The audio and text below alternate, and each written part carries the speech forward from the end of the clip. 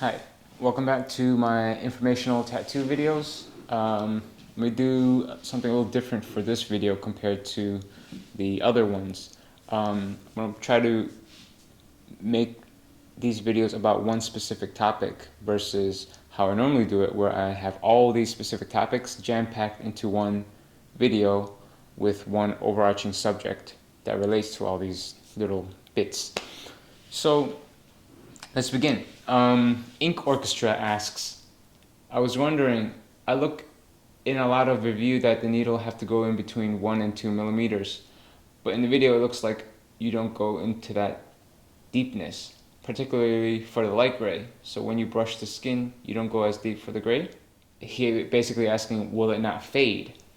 And also asks, what are the different depths that I use when I tattoo this kind of piece? So what are the, he asks about the light gray, but also asks, how I do for the other tones, including the darker gray. So regarding the 1 millimeter to 2 millimeter range, that's basically the long time standard depth that you're supposed to go to.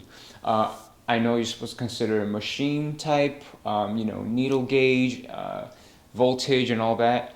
Again, this is a general range. You should consider all those variables, but know that it will affect the range, and don't just take it as, as just that. So 1 to 2 millimeters, does that work for single needle? Does that work for what I'm doing in these videos?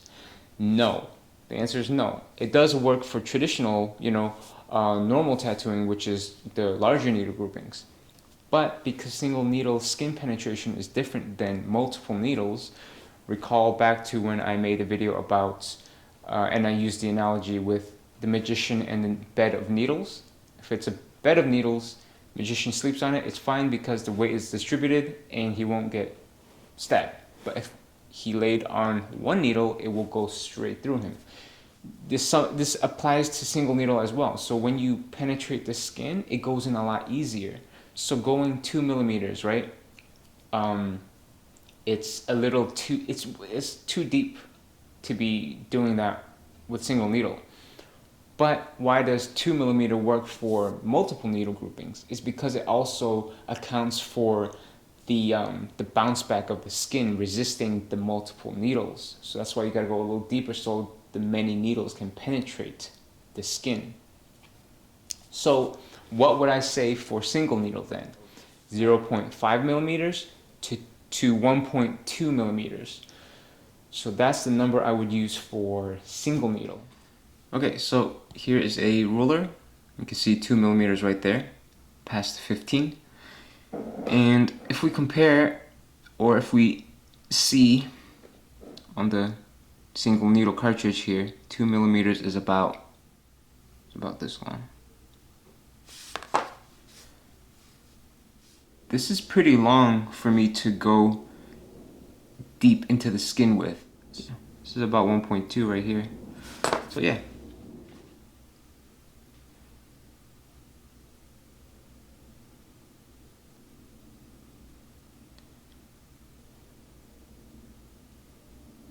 Okay, so that's about 1.2 right there. If you can see me pulling it out, you can see how deep it went. Yeah, I hope you saw that. So, for me, that's already pretty deep for what I do when I tattoo. So, and plus, remember, this is a 10 gauge, so this is very slim needle. What I use is, I use a 12 gauge, so it's a little fatter on the base because it's better for ink flow and ink insertion. So this is actually much easier to slide in. But if you can imagine, I'm using a 12 gauge. Going that deep, that's only 1.2. If we were to go a full 2 millimeters in, that's way too deep and you're likely gonna blow out considering, this is single needle. So also to note that when you're tattooing, you're typically stretching the skin and then tattooing. And you should be doing that constantly as a tattoo artist. So this reduces the skin tension and you can tattoo properly and more accurately. So consider the penetration of the single needle and the reduced skin tension while stretching then you will know that going too deep will easily blow out when you're using the single needle, damaging the skin, cutting the skin, you know. So that's why I recommend a much lower depth range than the traditional 1 to 2 millimeters.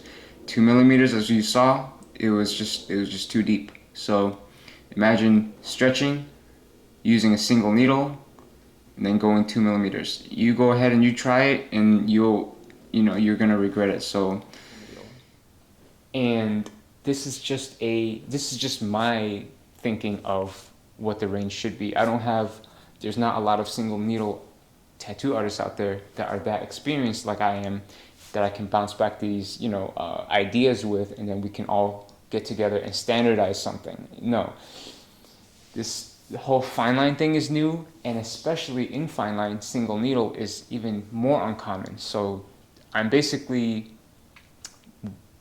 alone here in making these claims, right? But I have a lot of experience on my side, and I have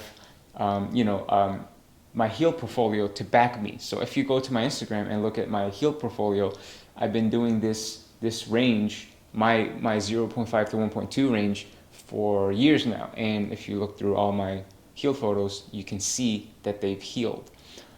Then you might ask, what about long term, like 10 years later down the line? Of course that's going to affect healing, just like it affects for traditional. But the rule of thumb here is that as long as the tattoo heals initially, if it goes away forever. But if it stays, it's going to stay and do its, healing over time. So of course it's going to stay fresh first month. Years later down the line, it's going to fade like all tattoos will fade. Single needle, traditional, bold, everything will heal the same. It's just that these little ink pixels are much less with single needle. So yeah, so keep all that in mind. And so what about the other tones, like the mid-tones and the darker tones?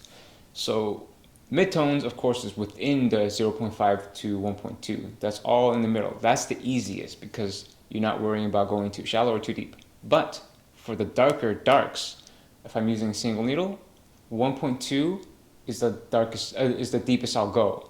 I'll push it a little bit to get even darker maybe, but I'm worried more about blowing out and skin damage at that point.